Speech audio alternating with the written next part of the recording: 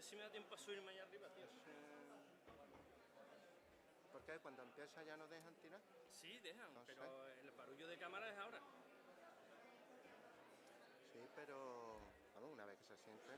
Sí, una que sí, pero yo quería la foto de toda la cámara de televisión y fotos ahí alrededor, claro. Como no te suba ya. Pero allá va a entrar. Aquí también más o menos, por eso me quedan en el lado, para sacar así. Que ya primeros planos de ella me hartaré luego. Él se sentará aquí. Tendrá que venir hasta la silla. Él se sienta a la izquierda, ¿no? La otra vez fue así, Garzón aquí y Maillo allí. Nacional, no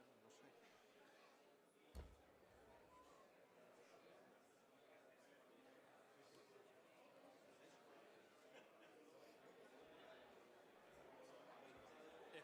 Le va a decir todo, digo, peinero bien que voy a salir en primer plano.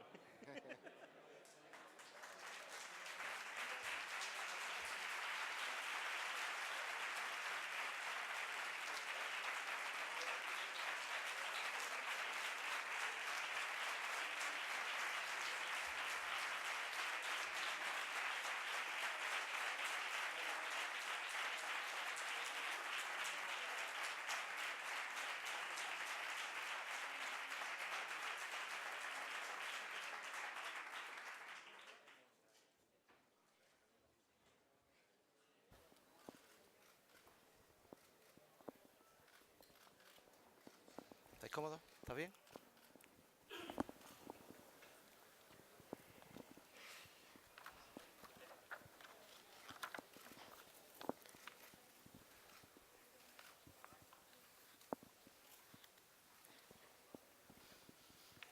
Muy bien.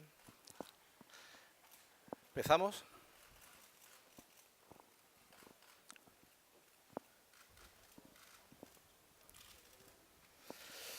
Bien, pues muy buenas tardes a todos, muy buenas tardes a todas. Muchísimas gracias por estar aquí en la Fundación Cajasol, en este segundo encuentro de la cadena SER Andalucía, con motivo de los 40 años del 4 de diciembre, de una fecha que es un símbolo de la lucha del pueblo andaluz por expresarse en libertad.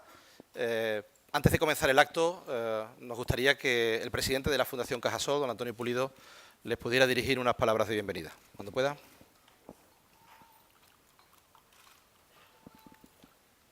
Buenas tardes a todos y a todas. Muchas gracias por acompañarnos en esta sede de la Fundación Cajasol, donde hoy nos sentimos muy orgullosos de acoger este segundo programa dentro de la serie especial de la cadena SER que está emitiendo con ocasión del 40 aniversario del 4 de diciembre. Permítame que antes que nada ponga de manifiesto nuestro compromiso, el compromiso de Cajasol con Andalucía y con todos los acontecimientos claves que marcaron un antes y después en nuestra tierra. Esta misma mañana, quiero informar, se lo decía el director de la cadena SER, hemos firmado un convenio a través de la cual vamos a producir y realizar la primera película que se va a hacer en Andalucía, que se llama precisamente 28 de febrero y que es, evidentemente, como todos saben, fue la consecuencia de este 4 de diciembre que estamos conmemorando. Además, como ya saben, Cajasol se ha convertido en los últimos tiempos en el referente de Andalucía, de espacios de debate, dando la voz a todos los representantes políticos, empresariales e institucionales, promoviendo el diálogo y la puesta en común de diferentes opiniones e ideas. Hace un par de semanas tuvimos la ocasión de escuchar a Antonio Maillo, aquí presente, y Alberto Garzón, coordinadores andaluz y nacional, respectivamente, de Izquierda Unida. Lo oímos reflexionar en voz alta sobre lo que representó aquella fecha tan trascendental para la historia de Andalucía y también para la historia de España. Y sobre todo, de qué manera la experiencia de aquel tiempo puede servir para iluminar el camino que hoy tenemos por delante, especialmente en estos momentos en los que el debate territorial, casi siempre intenso y controvertido, ha tomado la forma de conflicto abierto en Cataluña. Seguramente la crisis más grave a la que nos hemos enfrentado desde nuestra democracia hasta la fecha. Hoy recibimos a los máximos referentes de Podemos en Andalucía y en España, a Teresa Rodríguez y a Pablo Iglesias, a quien, como corresponde, quiero agradecer muy especialmente su presencia, más aún en estos días tan agitados políticamente. Ambos son políticos jóvenes que, como les pasaba también a los anteriores que aquí estuvieron, aún no habían nacido cuando los andaluces tomaron, yo sí había nacido, pero tampoco tenía edad, las calles aquel 4 de diciembre para exigir una autonomía plena. Seguramente hoy también en esta sala hay muchos y muchas que por esa razón de edad tampoco tienen en el recuerdo directo aquellos días. Quiero agradecer también, y hablando de sala, a la cadena SER que nos haya escogido a nosotros para este tipo de debate. En esta sala en la que todos ustedes están fue la sede del primer Parlamento de Andalucía durante 2 años y medio. La sesión inaugural fue en Los Alcázares, pero durante 2 años y medio la sede del Parlamento fue aquí. Por tanto, nunca mejor sitio, querido Antonio, que estar aquí. Y, sin embargo, también estoy convencido de que todos guardamos en nuestra propia memoria que aquel tiempo en el que Andalucía se abrió paso hacia la autonomía. 40 años después, el debate territorial sigue sobre la mesa y no creo que sea algo que nos deba asustar. Una democracia sana es aquella que es capaz de evolucionar, de repensarse y también de fortalecerse. Es bueno que sigamos hablando y conociéndonos, que sigamos apostando a través del diálogo por mejorar nuestra convivencia y por construir un país más abierto y con más bienestar. Enhorabuena de nuevo a la cadena SER por esta iniciativa y también muchas gracias, Diego, por estar aquí con nosotros y cuenten con nosotros siempre para el debate, para la reflexión y para el diálogo. Muchas gracias.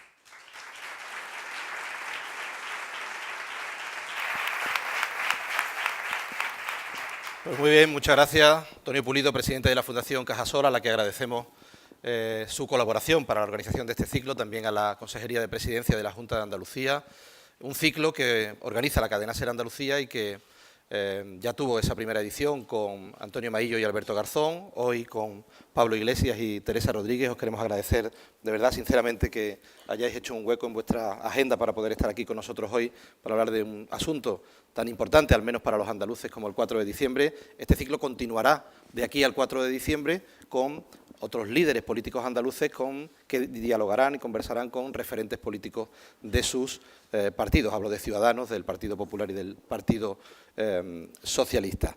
Vamos a comenzar, lo ha dicho Antonio Pulido, ninguno de vosotros, ninguno de nosotros había nacido el 4 de diciembre del 77.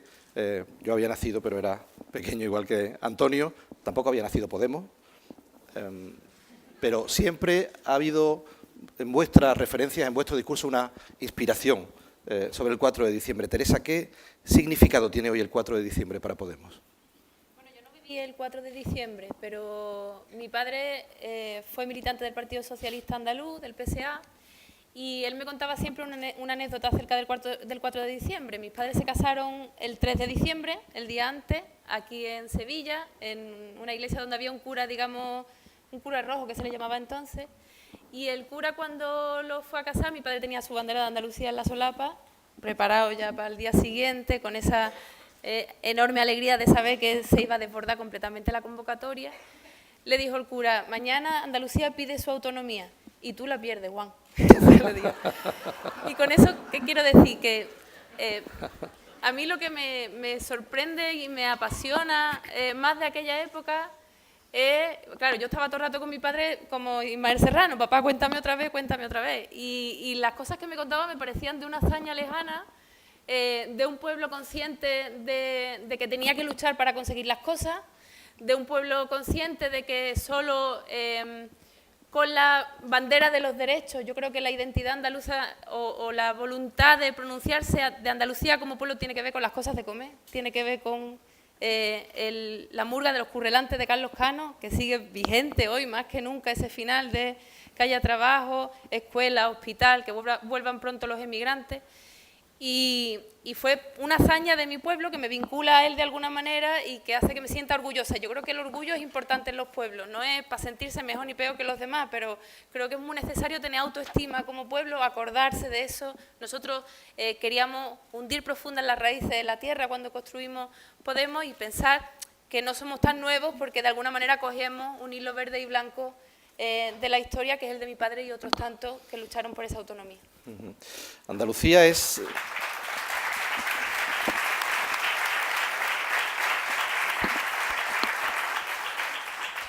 Decía que Andalucía es la mayor comunidad de España, Pablo. En aquel momento Andalucía jugó un papel clave en la nueva configuración territorial del país. ¿Qué papel debe jugar hoy Andalucía en el nuevo modelo territorial que debe diseñar España y que está ahora mismo en una fase que podríamos decir crítica, ¿no? Crítica. Probablemente estemos en el momento político más... Ahora no depende de mí. Sí, Ahora quizá mejor. Creo que lo expresabas muy bien. La situación es crítica, probablemente estemos ante el momento de crisis política más grave en los últimos 40 años de historia de España. Una crisis de la constitución territorial del Estado que se produce además en un momento muy preciso, en un momento en el que el bipartidismo dejó de ser la estructura política dominante para entender cómo se configuran las relaciones políticas a nivel estatal y donde, digamos, los consensos y las capacidades de acuerdo que sirvieron para que podamos calificar el proceso de transición política en España como exitoso están rotos. Y ahí yo creo que Andalucía, y en particular el 4 de diciembre, son probablemente uno de los patrimonios democráticos de Andalucía y del conjunto de España más hermosos para entender lo que significa la fraternidad y para entender lo que significa España como construcción de acuerdos desde la diversidad. Y esto no es un asunto menor. La manera de entender la historia de España muchas veces implica privilegiar una serie de acontecimientos e invisibilizar otros. Y probablemente el patrimonio popular y democrático de Andalucía haya sido lo que más se ha invisibilizado a la hora de entender pues, la historia de lo que fueron la recuperación de las libertades en España en los últimos 40 años.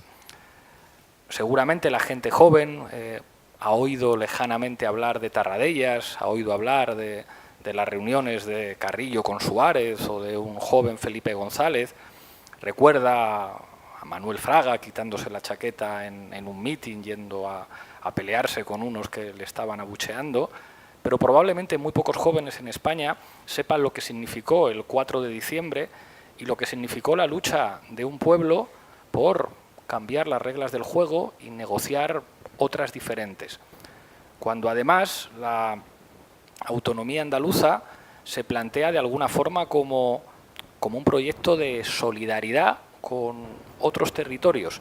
Probablemente el espíritu republicano de lo que significa la reivindicación de Andalucía como cultura y como pueblo sea uno de los elementos informadores en clave democrática más importantes hace 40 años y probablemente más útiles en el presente para tratar de reconstruir un acuerdo.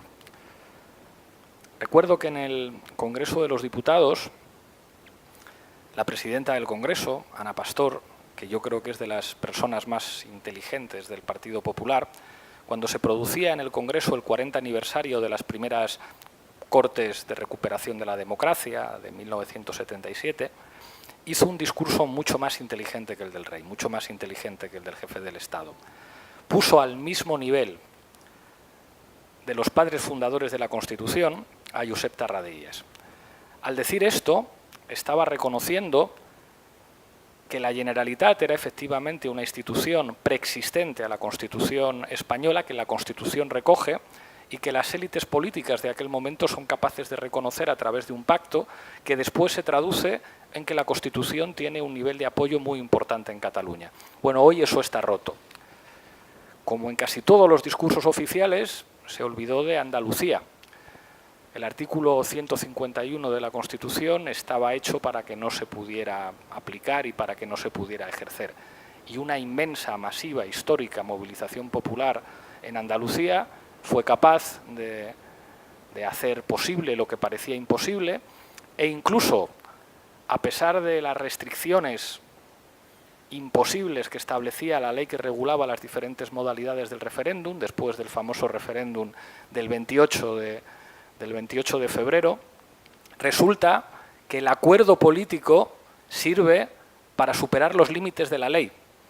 La ley no servía. La ley decía que si no había mayoría en Almería, Andalucía no iba a poder tener los mismos derechos o no iba a poder aplicar lo que habían decidido mayoritariamente los ciudadanos y ciudadanas de Andalucía.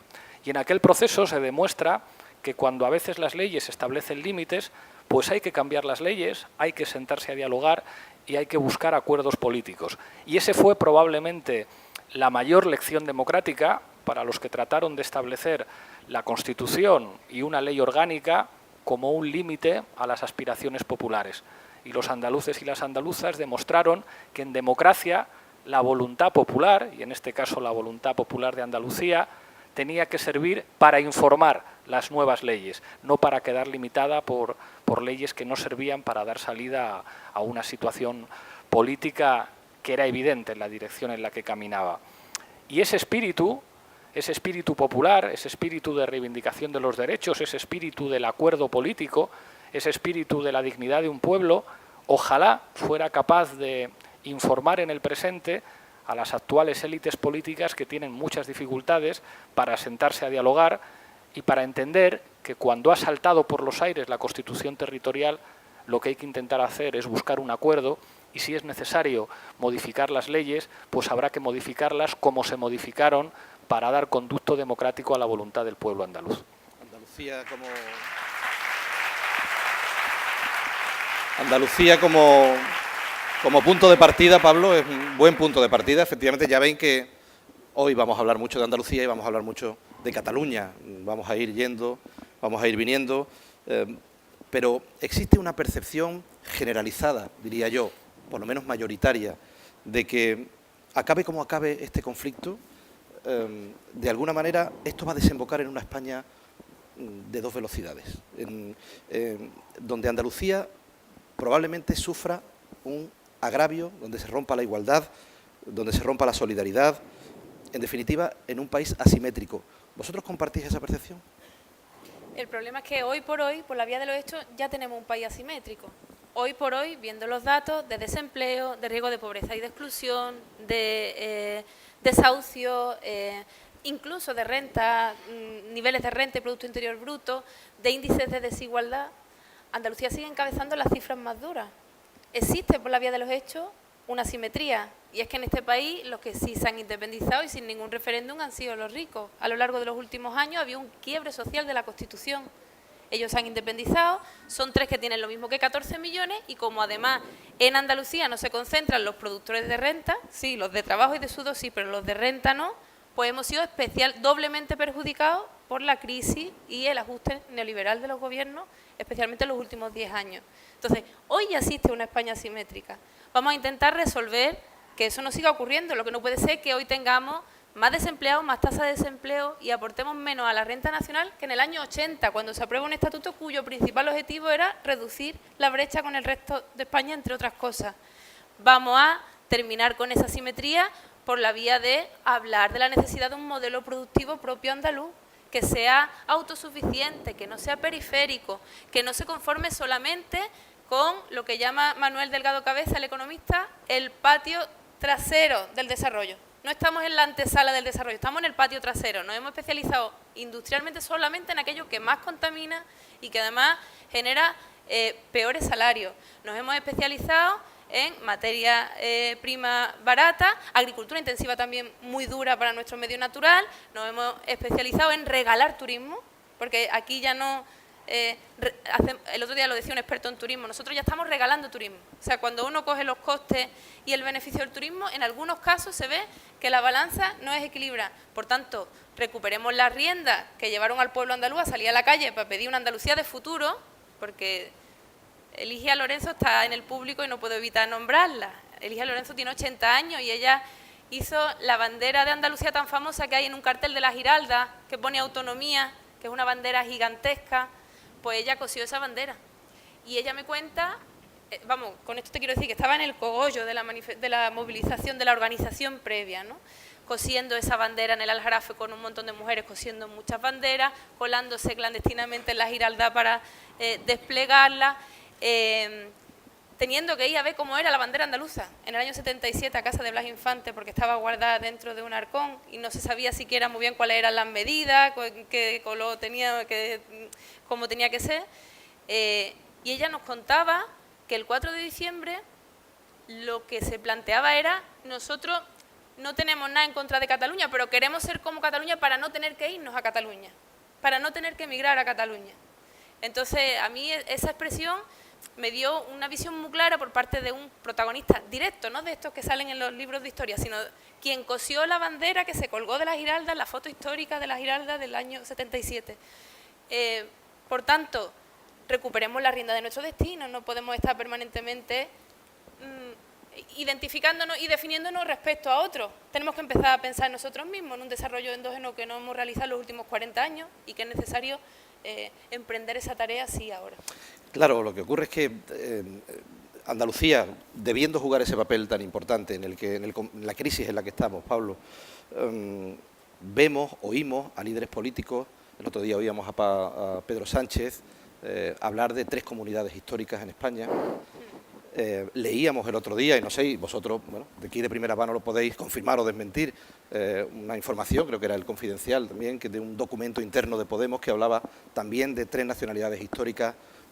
Y Andalucía, es decir, Andalucía, como os decía, tiene esa percepción, ¿no? Muchos andaluces piensan que aquí se puede librar una batalla que va a ser dura y que puede acabar con Andalucía otra vez en el furgón de cola. Podemos, ¿qué posición tiene respecto a Andalucía en esa España, en esas nacionalidades, en esa, digamos, parrilla de salida desde la que debemos afrontar ahora una configuración territorial de un calado inmenso? Nadie puede negar, porque esto además no es opinable, que Andalucía aplicó lo previsto en el artículo 151 de la Constitución y por lo tanto jurídicamente representa exactamente lo mismo que Cataluña, que Euskadi y que Galicia. Y eso no es opinable, eso no es una discusión entre líderes políticos. No es solamente que lo establezca, que lo establece de manera clarísima el Estatuto de Autonomía de Andalucía, que tiene valor constitucional, sino que queda establecido por la propia Constitución.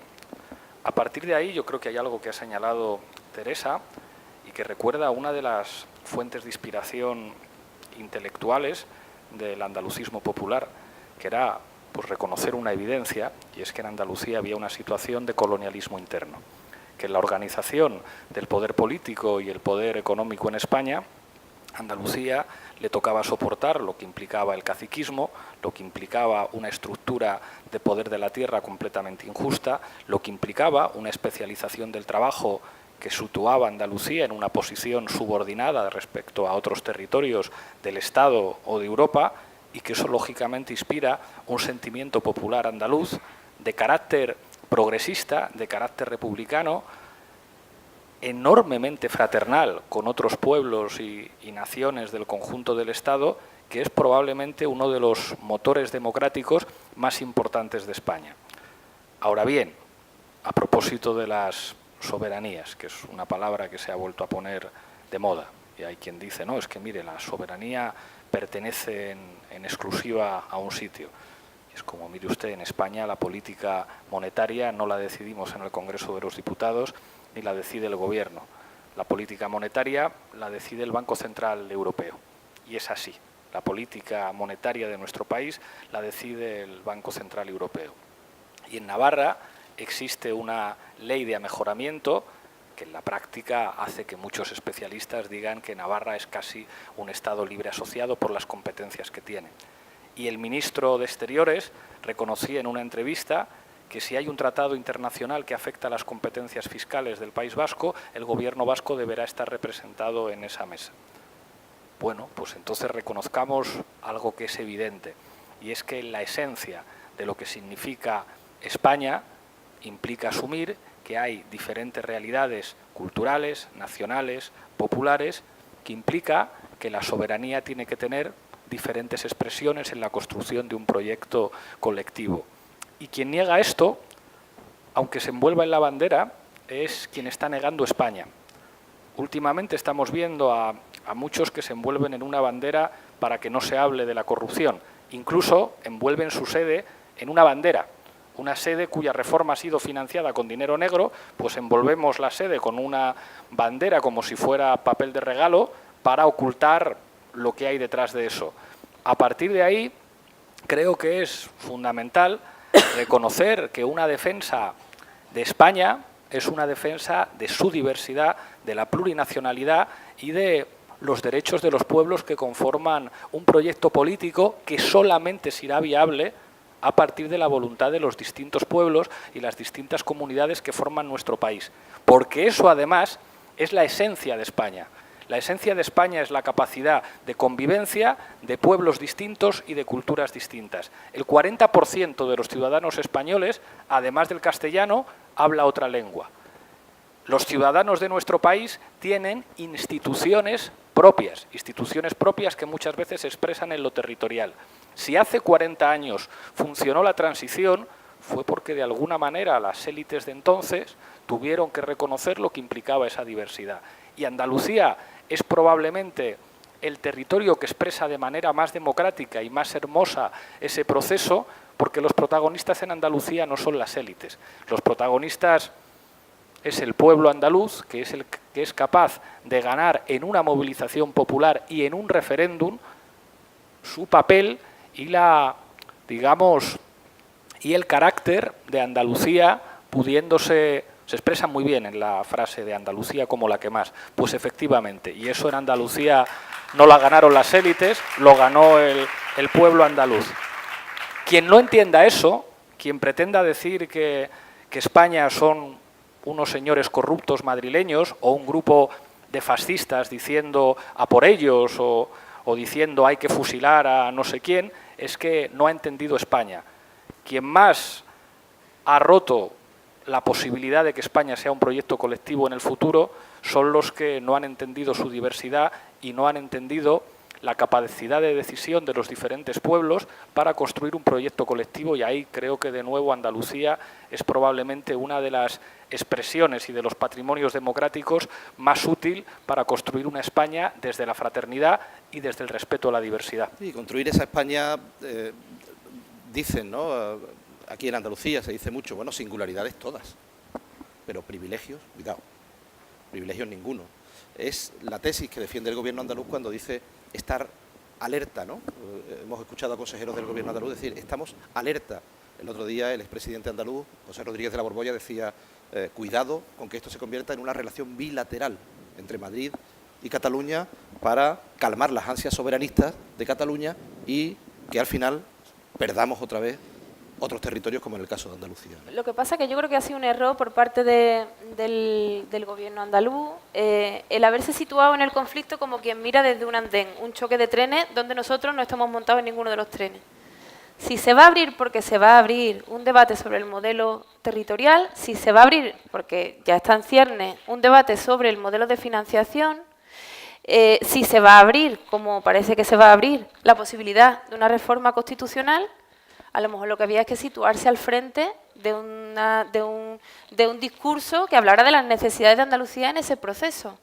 Porque yo no me conformaría con mantenerme con las cotas de autogobierno que hoy por hoy tengo. ¿Por qué? Porque en 40 años no nos han servido para muchas cosas, para muchísimas cosas, pero no para acabar con esa brecha respecto al resto del territorio, ni para generar un modelo productivo que garantice que nuestros hijos no tengan que irse a trabajar fuera y a ganarse el pan fuera. Por tanto, yo aspiro a conseguir cosas en ese proceso. Y para eso uno no tiene que estar a pie juntillas apretándose fuerte con Rajoy y su bandera. Aquí fue la única comunidad autónoma donde se votó a favor de todas las medidas que Mariano Rajoy fuera a tomar en Cataluña. Creo que fue un error, porque además ni siquiera sabíamos las que quedaban por venir o las que queden por venir. Por tanto, lo que creo que tenemos que hacer es demandar cosas que nos sirvan para mejorar la vida de nuestros hijos en los próximos 40 años. Por ejemplo, creo que hay competencias que deberían ser nuestras para conseguir ese modelo productivo propio del que tanto hablamos y nunca concretamos. ¿Por qué la energía se planifica desde el Estado? Porque está pensado en un modelo antiecológico donde la energía se fabrica en grandes centrales térmicas, hidroeléctricas, y es el Estado el que planifica la energía y el que dice, por cierto, que tenemos que tener un almacén de gas natural debajo de nuestra joya natural más preciada. ¿Por qué no demandar esas competencias para poder aspirar a una transición a un modelo energético sostenible, basado en renovables, donde podamos tomar decisiones que vayan en la dirección de un modelo productivo propio. ¿Con eso qué quiero decir? Que ¿por qué nos quedamos parados mirando cómo suceden las cosas sin participar? Y luego, en segundo lugar, yo también quiero dejar una cosa clara.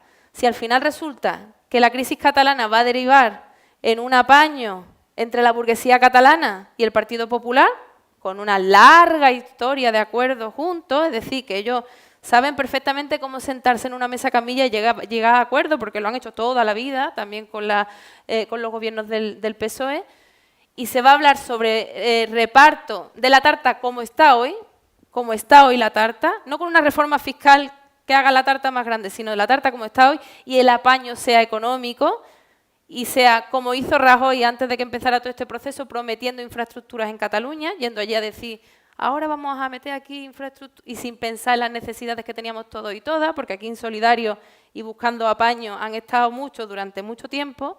Eso no tiene que ver con el derecho a decidir, eso tiene que ver con cómo se arreglan las élites entre ellas para conseguir un pedazo más grande de la tarta. Ahí nosotros vamos a estar en contra, como hemos estado junto a la presidenta pidiendo una financiación justa para Andalucía, porque perdemos 5.500 millones de euros que no nos podemos permitir como consecuencia del modelo de financiación que, por cierto, diseñó Zapatero. ¿Y cómo afronta entonces Podemos este 4 de...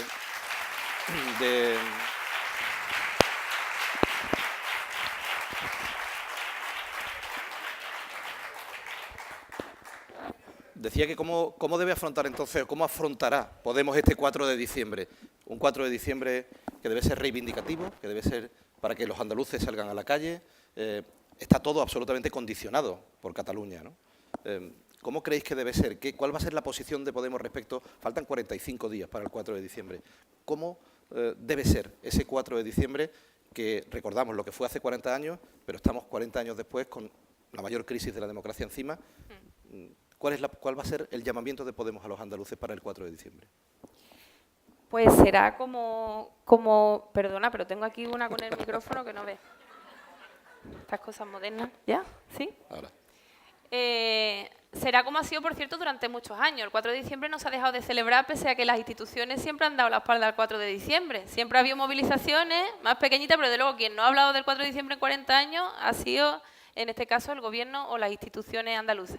Me alegro que a 40 años nos acordemos del 4 de diciembre y me alegro que a 40 años nos acordemos de que Manuel José García Caparrós sigue su asesinato impune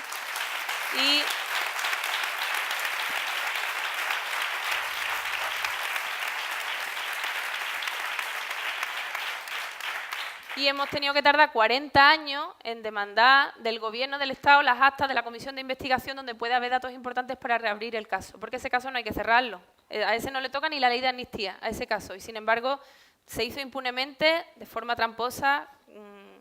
Hay información que todavía no se quiere desclasificar porque se quieren dar las actas de aquellas reuniones sin los nombres, sin los nombres.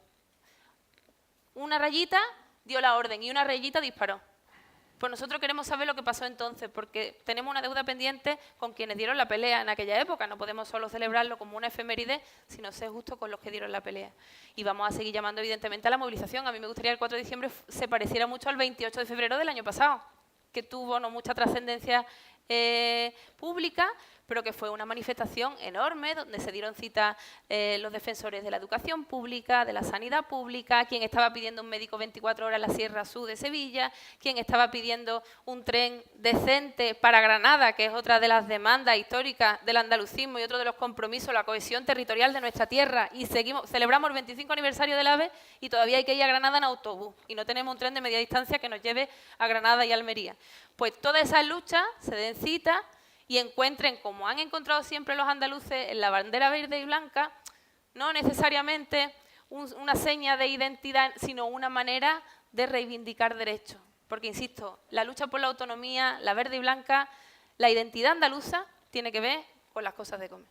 Estamos aquí escuchando de primera mano las opiniones y la verdad es que es muy de agradecer que estéis aquí hablando del 4 de diciembre, porque en otras ocasiones, Pablo, no ha estado tan clara la posición de Podemos respecto al 4 de diciembre, al 28F.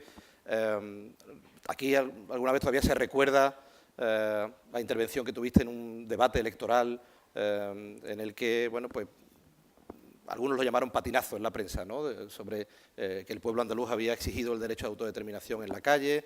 El otro día, recientemente, también en Zaragoza hubo una polémica porque un parlamentario de Podemos comparó el referéndum del 28 de febrero con el referéndum del 1 de octubre en Cataluña. ¿No os habéis explicado bien? ¿No se os ha entendido bien? Yo creo, fíjate, que nos explicamos perfectamente. Nosotros dijimos que el 4 de diciembre el pueblo andaluz ejerció su derecho a decidir.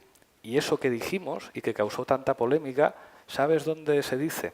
En el preámbulo del Estatuto de Autonomía de Andalucía de 2007, que dice: Andalucía libre y solidaria en el marco de la unidad de los pueblos de España por reivindicar el derecho a la autonomía y la posibilidad de decidir su futuro.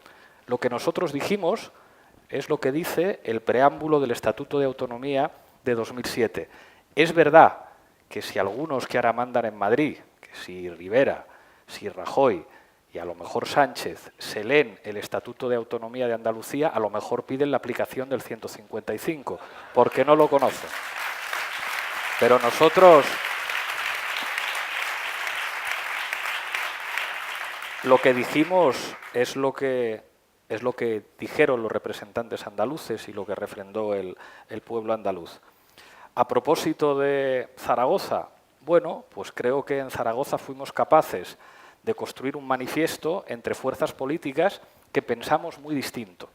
Creo que en un momento como este, en un momento de falta de entendimiento y de crisis, apostar por poner de acuerdo a fuerzas políticas distintas en torno a principios democráticos, creo que es algo saludable y algo que se inspira seguramente en lo mejor de las tradiciones democráticas en España. ¿Con qué nos encontramos allí? Bueno, pues con que había una concentración de la extrema derecha y con que se produjo una agresión a la presidenta del Parlamento de Aragón. Algo que si llega a ocurrir con otra fuerza política hubiera estado abriendo todos los telediarios, todos los programas de radio y hubiera implicado detenciones y dimisiones. En este caso no ocurrió y lo que nosotros planteamos era algo muy sencillo. Cuando se producen situaciones como estas, lo que tiene que hacer la fuerza pública es apartar y encapsular a los que pueden representar un problema de orden público y solucionar los problemas. Y lo que nos dijeron fue, no, miren, es que la fuerza pública está toda desplazada a Cataluña y no podemos garantizarles su seguridad, así que se van ustedes a tener que quedar dentro. Y cuando llamamos por teléfono al presidente del Gobierno, tuvo la sensatez y el sentido común de decir esto es una barbaridad, claro que lo podemos solucionar. Con lo que nos encontramos en Zaragoza fue con un delegado del Gobierno que quiso utilizar a la fuerza pública para que no interviniera para solucionar un problema que tenía que ver básicamente con el derecho de reunión y de manifestación. Y hay que decir que es muy grave. Es muy grave que en España estén gobernando unos señores que son corruptos, y no son corruptos porque lo digamos nosotros, son corruptos porque así ha quedado acreditado en los tribunales. Unos señores que han utilizado el Ministerio del Interior para fabricar pruebas falsas contra la oposición política, y esto no lo decimos nosotros, lo dijo el Congreso de los Diputados después de una comisión que investigó el uso partidista del Ministerio del Interior. Entonces, creo que de nosotros se han dicho muchas cosas y después, en los hechos, lo que tenemos es que hay corruptos e irresponsables gobernando que solamente saben echar gasolina al fuego.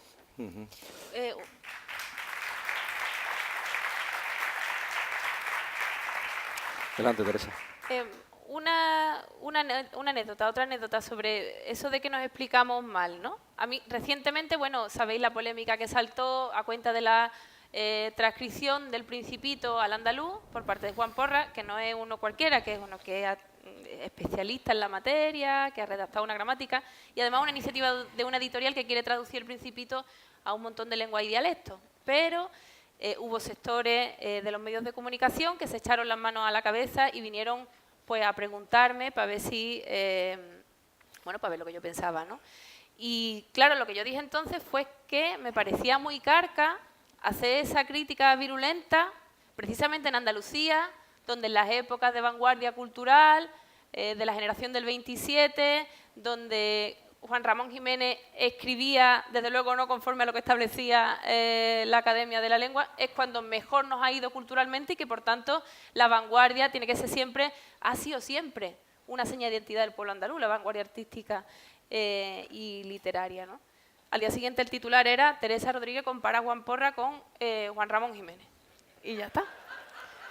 Entonces, claro, pues eso suele pasar. Lo que nosotros hemos dicho muchas veces, que por cierto el primero que nos lo dijo fue quien hizo que nuestra fuerza política fuera antigua en Andalucía nada más nacer, que fue José Luis Serrano, nuestro compañero diputado, que falleció hace muy poco tiempo y tenemos su presencia muy cercana, que era catedrático de Filosofía del Derecho, es decir, que tampoco era alguien que se relacionara poco con el ámbito jurídico, ¿no? Y lo que él planteaba era que el 4 de diciembre Andalucía efectivamente exigió su derecho a decidir y el 28 de febrero lo ejerció. ¿Para pedir la independencia? No.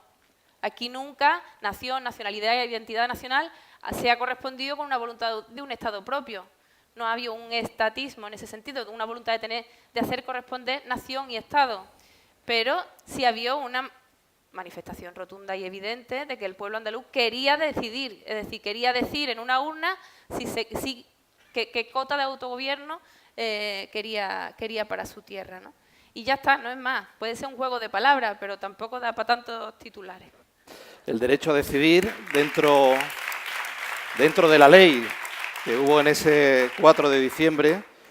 Hoy Pablo Iglesias, bajo mi punto de vista, ha matizado algo su discurso respecto a Cataluña, ha hablado de un Puigdemont que no debe amenazar con la declaración unilateral de independencia, ha hablado de no echar más leña al fuego, ha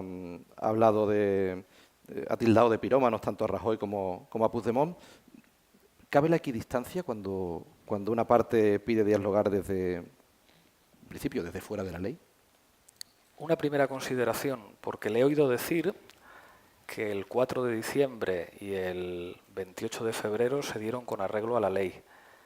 La ley que regulaba las diferentes modalidades del referéndum planteaba que la mayoría tenía que producirse en todas las provincias. ¿Qué pasó en Almería? Y al final, ante un problema jurídico, imagínese que las élites políticas de entonces hubieran dicho lo sentimos mucho andaluces, es que la ley dice que tenía que salir en Andalucía. Y aquel referéndum fue heroico, o sea, no se facilitó la participación, la pregunta era en sí misma una vergüenza y al final la presión social y popular forzó a las élites políticas a que se pusieran de acuerdo. Y dijeron, bueno, si lo piden los diputados de Almería y diferentes cargos públicos, entonces adaptamos la ley a la democracia. En aquel momento, y por eso Andalucía puede ser un ejemplo, se adaptó la ley a la democracia. En el momento actual, lo que nosotros decimos es, hágase un referéndum legal y con garantías. ¿Es eso posible en el marco de la ley española? Yo creo que sí, y no lo creo yo solo. Varios catedráticos de Derecho Constitucional, uno de ellos, andaluz y muy famoso, el señor Pérez Royo, ha dicho es que hay además varias vías. El propio artículo 92 de la Constitución española, la propia ley orgánica que regula las diferentes modalidades del referéndum, que habla específicamente de provincias afectadas por la consulta. Con voluntad política, claro que se podría hacer un referéndum legal y pactado, que nosotros pensamos que es la mejor solución. Siempre, no hoy, nosotros hemos dicho, 1, no queremos que Cataluña se vaya de España. 2, no estamos de acuerdo con la vía unilateral de Junts pel Sí. 3, somos la única fuerza política que ha derrotado electoralmente a los independentistas en Cataluña, no una, 2 veces. Ganamos 2 elecciones generales en Cataluña diciendo lo que piensa la mayoría de la sociedad catalana, vote lo que vote. Y es que quieren decidir en un referéndum. Bueno, a partir de ahí creo que hay que decirle una cosa muy clara al Partido Popular. 1, ustedes son el partido que más incumple la ley y la Constitución en España, el que más, y lo dicen las sentencias de los tribunales. 2, tienen varios ministros reprobados, el de Justicia, el de Hacienda por hacer una amnistía fiscal inconstitucional, el anterior ministro del Interior, el fiscal general y el fiscal anticorrupción. Al Partido Popular hay que decirle, vuelvan a la legalidad. vuelvan al marco de la Constitución. Y cuando les pedimos esto, respóndanos de manera clara, no de manera ambigua, diciendo que la Gürtel es de hace mucho tiempo. Díganos si van a volver a la ley y a la Constitución. Lo siguiente que les queremos decir. Hubo un Estatut de Cataluña que se votó en el Congreso de los Diputados, en el Parlament de Cataluña, y lo votó mayoritariamente el pueblo catalán. Solo el pueblo catalán, igual que el Estatuto de Autonomía en Andalucía, lo votó un demos andaluz. Y ustedes en aquel momento cometieron la irresponsabilidad de poner a niños a recoger firmas para forzar a los magistrados del Tribunal Constitucional que habían nombrado ustedes para hacer saltar por los aires la Constitución territorial de todos los españoles. Y después de todo esto, después de crear el problema en Cataluña, después de incumplir la Constitución, después de incumplir la ley, después de reformar el artículo 135 de la Constitución sin consultar a los ciudadanos españoles, después de tener a varios ministros reprobados, ¿nos van a pedir a nosotros que seamos equidistantes? Nosotros no somos equidistantes. Nosotros hemos ganado las elecciones a los independentistas y hemos ofrecido al Partido Socialista encabezar una moción de censura para sacar a los corruptos del gobierno. Lo único que le pedimos al PP es que cumpla la ley y que apueste por una solución política. Lo único que a día de hoy parece una solución política viable que guste a los catalanes es un referéndum pactado. Si la solución política del Partido Popular es llevar a la gente a la cárcel e intervenir una autonomía aplicando el artículo 155, creo que ustedes están echando más leña al fuego y empujando a más catalanes para que se quieran ir fuera de España. Quien ha producido más independentismo en Cataluña son las políticas del Partido Popular.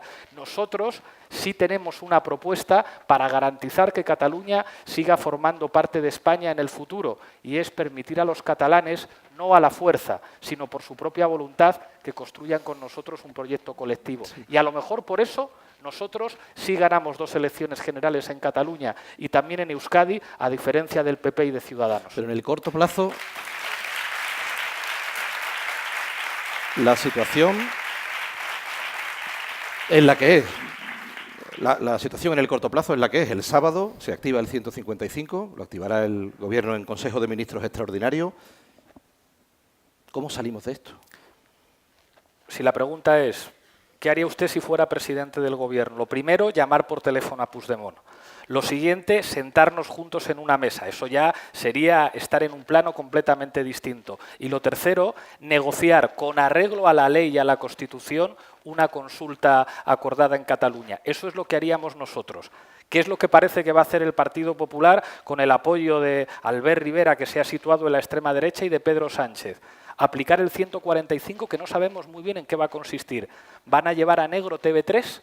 ¿Van a cambiar al director de TV3? ¿Se imaginan en Andalucía que el gobierno español dijera todos estos periodistas andaluces fuera, que los vamos a poner desde Madrid? ¿Eso es una solución a un problema político? ¿Van a intervenir a la policía autonómica? ¿Van a tomar el control de las administraciones? ¿Van a poner un presidente que no ha sido elegido por el Parlamento? ¿Van a poner, no sé, a Albiol, a Arrimadas, a Josep Borrell de presidente de la Generalitat? ¿Eso es lo que implica aplicar el 155?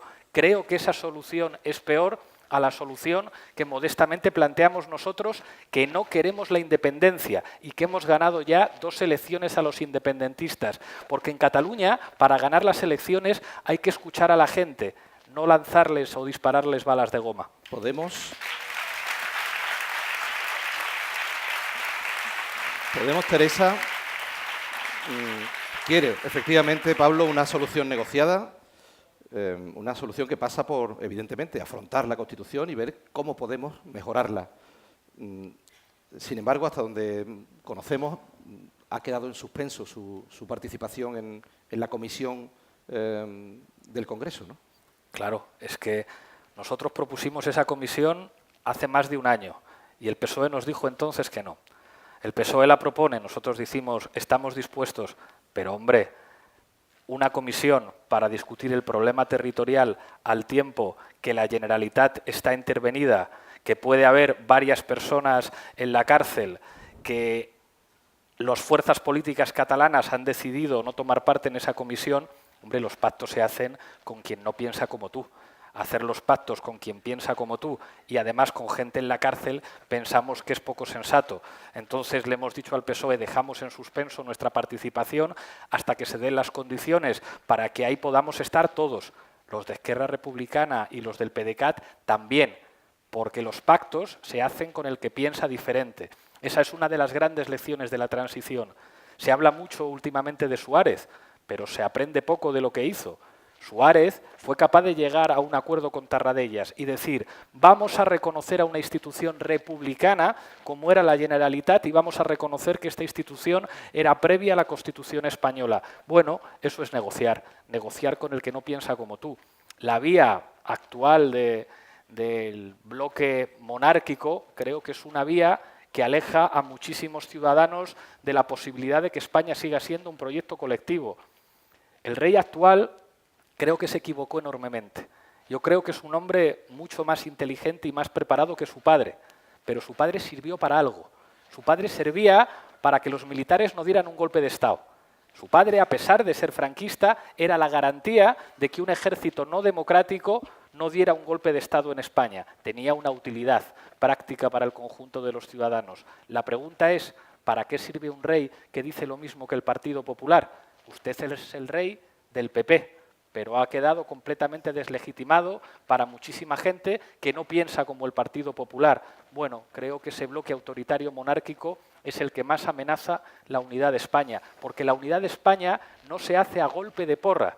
La unidad de España solamente se puede hacer desde el convencimiento y desde el reconocimiento del diferente. Alguien que viniera a Andalucía a decir, ¿cómo que ustedes tienen una bandera? ¿Cómo que ustedes tienen autogobierno? ¿Cómo que ustedes tienen un himno? Aquí una sola bandera, un solo himno y una sola institucionalidad. Pues los andaluces dirían, mire usted, así no.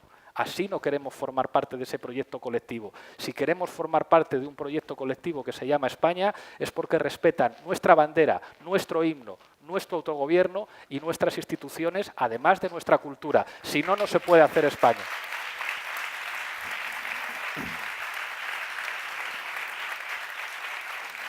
Bueno, le he escuchado también esta mañana, señor Iglesias, hablaba de convencer, no de vencer. Es un discurso contundente sobre Cataluña, pero hay quien piensa, y se lo digo también a Teresa, que quizá Podemos estar tan volcado en Cataluña que a lo mejor no se le está entendiendo bien o se le está dejando de entender tan bien como antes en otros territorios de España. No sé si vosotros reflexionáis también sobre este asunto. Bueno, volcados en Cataluña estamos en todas las circunstancias. De hecho, esta es una entrevista para hablar del 4 de diciembre, los 40 años, y estamos hablando de Cataluña todo el tiempo. Es normal, no es ningún reproche, de verdad que no. Y es normal porque de alguna manera a todos nos interpela lo que pasa allí, pues porque no lo hemos visto nunca, nos resultaron... nos golpean las imágenes que vienen y nos golpea la inestabilidad creciente y la sensación cada vez más amplia de polarización en los discursos y en los debates acerca de Cataluña en todos los espacios, no solamente a nivel de los medios de comunicación o de los líderes políticos, sino incluso en los bares, en el trabajo, en la casa. Todo el mundo está hablando de esto y a todo el mundo le interpela esto, porque de alguna forma toca algunos de los pilares de los que no hemos hablado durante mucho tiempo. Pues frente a eso hay dos opciones posibles. Uno, apostar por animar más los ánimos, por encender más la hoguera, por cierto, con la calculadora en la mano contando votos, porque lo que están haciendo es meterse detrás de una barricada para pensar, me viene bien, dirá Puigdemont, ganaré más votos en las próximas elecciones, pero es que Rajoy también está pensando, me viene bien este enfrentamiento con Cataluña, ganaré más votos en las próximas elecciones y no hablaremos de la Gürtel, y no hablaremos de la Púnica, y no hablaremos de la corrupción, de los recortes, de los problemas reales, del desempleo. Vamos a hablar de Cataluña todo el tiempo.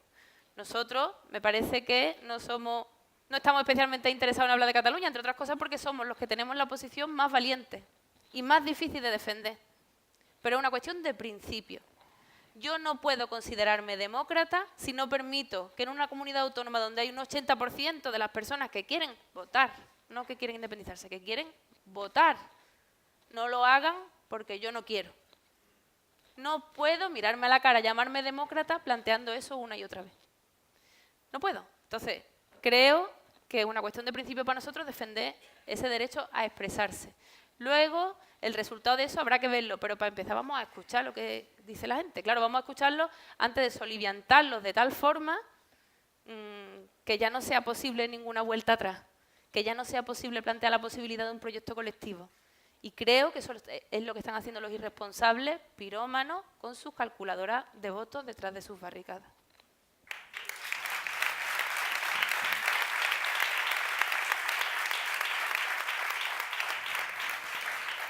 Estamos ya en la recta final, Pablo. Habíamos tenido el compromiso con Pablo Iglesias, que tiene una agenda muy apretada de poder acabar a las 7 de la tarde. Un apunte más sobre Andalucía. ¿Por qué creéis que Podemos tiene en Andalucía, parece, que más problemas que en otros territorios? Bueno, pues a lo mejor ves tú que tengamos más problemas, yo creo que no. Me refiero en cuanto al apoyo, ¿no? Al apoyo de votos, ¿no? Y Hemos tenido resultados muy similares, por ejemplo, a los de Extremadura, a los de Castilla-La Mancha, es decir, que hay lugares donde el Partido Socialista tiene más raigambre y más durabilidad, ¿no? Y Andalucía es la única comunidad autónoma donde el Partido Socialista, la única comunidad autónoma, creo, que solo ha tenido un partido gobernando, o de las pocas, ¿no? Hay mucha raigambre y mucha implantación del PSOE. Y hemos dicho muchas veces que no es, y además no aceptamos tampoco el discurso de que es por las redes clientelares o porque la gente esté comprada o porque la gente vota al PSOE para tener trabajito y no sé qué. No me parece que quedarse la anécdota para hacer un discurso global sea inteligente.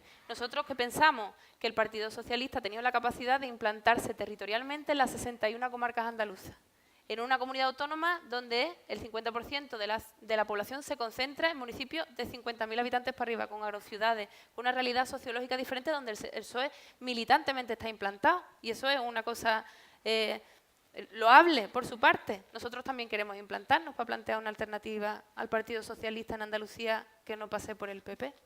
Y luego otra segunda cuestión, y es que efectivamente las bibliotecas, los centros de salud, las escuelas, los hospitales han llegado a todos los rincones andaluces con el logo de la Junta de Andalucía y el PSOE al mando, cosa que también es loable.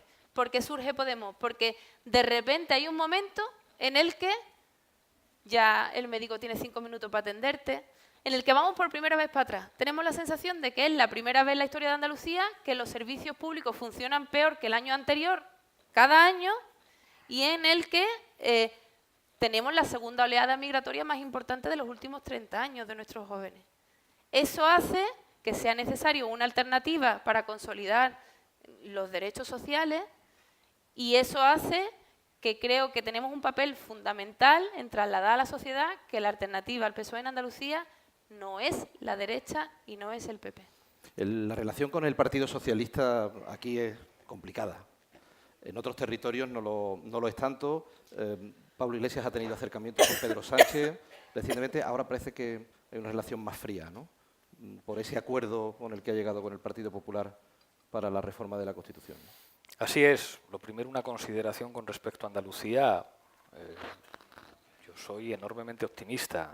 En Andalucía somos una fuerza política que gobierna y que gobierna muy bien en Cádiz, demostrando que nosotros somos una fuerza política, Podemos, Izquierda Unida, el Espacio Unidos Podemos, de gobierno, con experiencia de gestión y resultados de gestión acreditados. Y decía Teresa, la alternativa en Andalucía no puede ser el PP, es que no lo es. Es que si preguntas a cualquiera quién hace oposición en el Parlamento andaluz, la hacen Antonio y Teresa, y eso es evidente. Es evidente que el Partido Popular no es una alternativa de gobierno en Andalucía. Cuando cambien las cosas en Andalucía, yo creo que todos los ciudadanos saben quién representa el cambio al tipo de políticas que se están planteando, y en ese sentido soy muy optimista. Con respecto a lo que está ocurriendo en el Partido Socialista, estoy preocupado. Yo creo que la victoria de Pedro Sánchez en las primarias fue algo hermoso, porque fue la derrota de un conjunto de aparatos elitistas y mediáticos que trabajaban para que ganaran los de siempre en el Partido Socialista. El bloque Rubalcaba, Felipe González, Ibarra, Susana Díaz, todo el aparato del partido, trabajaba para que ganaran los que habían defendido dar el gobierno al Partido Popular.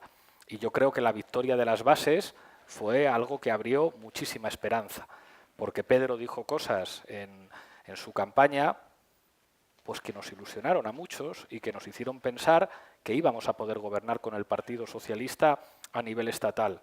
Habló de plurinacionalidad, pronunció una palabra que para ellos estaba prohibida, dijo que prefería estar más cerca de Podemos que del Partido Popular y que Unidos Podemos tenía que ser su socio preferente. Hizo una entrevista con Jordi Évole en el que pues, contó lo que nosotros habíamos dicho básicamente, y es que recibió presiones por parte de grandes poderes económicos y mediáticos para que no llegara a un acuerdo de gobierno con nosotros, y reconoció que se equivocó. Bueno, creo que las decisiones que ha tomado en las últimas semanas, por desgracia, han hecho que el nuevo PSOE haya envejecido a una velocidad de vértigo y que ahora mucha gente nos dice, tengo la sensación de que veo mover los labios a Pedro Sánchez y que habla Susana Díaz. Para esto, digamos que no hacía falta que hubiera ganado las primarias, y eso es algo que no me alegra, por el contrario. Creo que eso aleja la posibilidad de un gobierno de cambio en España. Nosotros hemos estado dispuestos a hacer presidente del Gobierno a Pedro Sánchez mediante una moción de censura, llegando a un acuerdo con el Partido Socialista, con fuerzas políticas catalanas y vascas. Y era posible hacerlo. Ahora creo que Pedro Sánchez, por desgracia, se ve a sí mismo más como un vicepresidente de Rajoy que como un presidente de un gobierno de cambio que busque acuerdos con los que piensan diferentes. Y eso no es una mala noticia para Podemos, es una mala noticia para España, para Andalucía y para todo el mundo. Pablo, Teresa, hemos visto empresas que se están yendo de Cataluña. Hay dos de ellas que se han instalado su sede social aquí en Andalucía, San Miguel, Pastacayo. ¿Qué valor le dais vosotros a esa salida masiva de empresas de Cataluña? Bueno, es importantísimo. El poder económico tiene más poder político que casi todos los partidos políticos. Eso, cuando de vez en cuando lo decíamos algunos, nos decían, ¡ay, qué radicales y qué populistas sois! Bueno, ahora lo dicen ellos. Ahora dicen, ¿no veis que se están yendo las empresas y que por lo tanto eso es un elemento de presión política fortísimo? Pues claro que es verdad. Cuando las empresas votan, y las empresas no votan yendo a depositar papeletas en urnas, las empresas votan como están votando ahora en Cataluña, diciendo yo tengo mucho poder económico y hay del que no haga lo que yo estoy diciendo que hay que hacer. Y eso está implicando unos debates en el PDeCAT que no conocemos, pero que intuimos, porque eso es fortísimo para los sectores políticos que proceden del puyolismo y que tenían en sus relaciones con esas empresas una de las claves de construcción de su poder. Eso nos tiene que llevar a todos a pensar que la democracia tiene sus límites, que la democracia no se funda, que la democracia está limitada por las decisiones que toman algunos que no se presentan a las elecciones. Eso es así, y es la realidad y hay que lidiar con ellos. Los trabajadores lo saben perfectamente, por eso a veces tienen que hacer huelgas para negociar con los empresarios y lograr acordar sus condiciones de trabajo. Así funcionan las cosas. A mí reconozco que me hubiera gustado ver también comportamientos de las grandes empresas, también cuando nuestro país cedía soberanía a Alemania reformando el 135, que hubieran dicho no, somos un empresariado patriótico y no vamos a aceptar que nuestros trabajadores tengan peores condiciones de trabajo porque lo impongan desde Bruselas.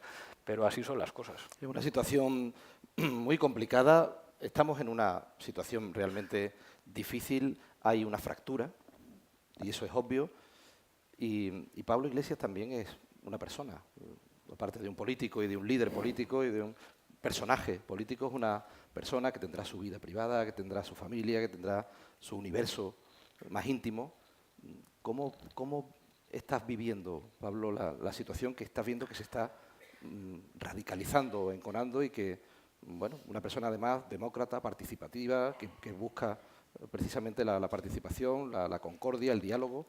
¿Cómo estás viviendo los últimos episodios que estás viviendo en distintos puntos de España? Creo que como casi todo el mundo, con estrés y con desasosiego. Y además creo que está bien, en el momento en el que dejamos de ser humanos, dejamos de estar capacitados para dedicarnos a la práctica de la política. Antes os decía off the record, os daba las gracias por permitirme acabar pronto, pues básicamente porque quiero volver, estar con mi familia y sacar a mis perros, porque ese ratito de por la noche de sacar a los bichos y volver a casa y tomarte una cerveza viendo una serie, pues te hace humano y te hace pues parecerte también a la gente a la que tienes la obligación de representar. Y claro que se pasa mal.